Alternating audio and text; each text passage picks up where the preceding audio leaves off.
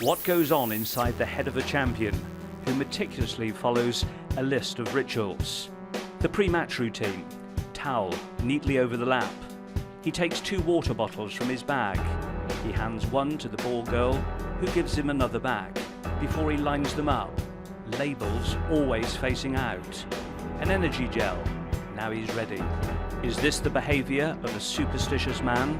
Matthew Syed, Olympic athlete turned author, specialises in matters of the sporting mind. I think the best way to understand the phenomenon of superstition is to take a look at the world of medicine. It's well known that if you take a pill, a sugar pill, with no pharmacology whatsoever, it can nevertheless have a profound impact on pain, on nausea, so long as you believe that it does.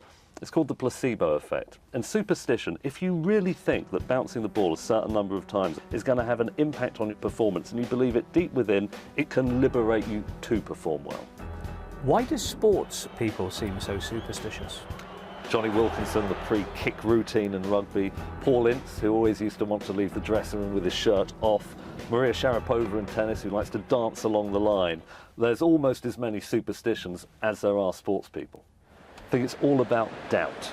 In real life, it's not a bad thing to have in your psychological repertoire. If somebody's trying to sell you double glazing, to doubt whether it's going to work. In sport, doubt is the most pernicious thing of all, because it leads to hesitancy. If you doubt you're going to hit this forehand well, you probably will hit it badly. If you can eliminate doubt, and superstition helps you to do that by giving you the illusion of extra control, that can be very important.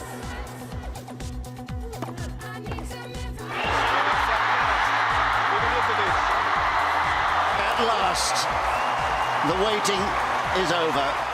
Goran Ivanisevic famously got to 3 Wimbledon finals, but when he won his 4th final, one of the early rounds, he watched Teletubbies, went to the same restaurant, had the same meal, sat in the same seat, because all of those in his mind were implicated in his early success, so he kept at it.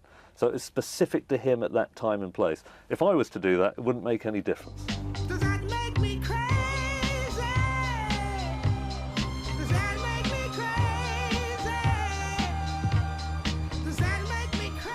There is no reason to think that, independent of what is going on in Nadal's head, that having his sock logo in a particular direction is going to help him win tennis matches. So they're all slightly bizarre and perplexing. But as I say, so long as in the privacy of Nadal's mind he thinks this is going to help me, that leads to the efficacy that he needs to win.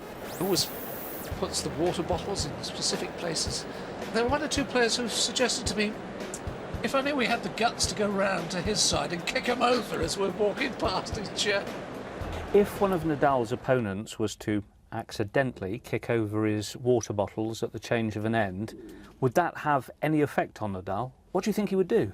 I suspect what would happen is Nadal would raise an eyebrow, probably assume it was a deliberate ploy, move the bottles back into a line, get his socks back into the right position, fiddle with his shorts a little bit, and it might actually affect his opponent more. And the other thing, of course, I think the crowd would probably get more on Nadal's side.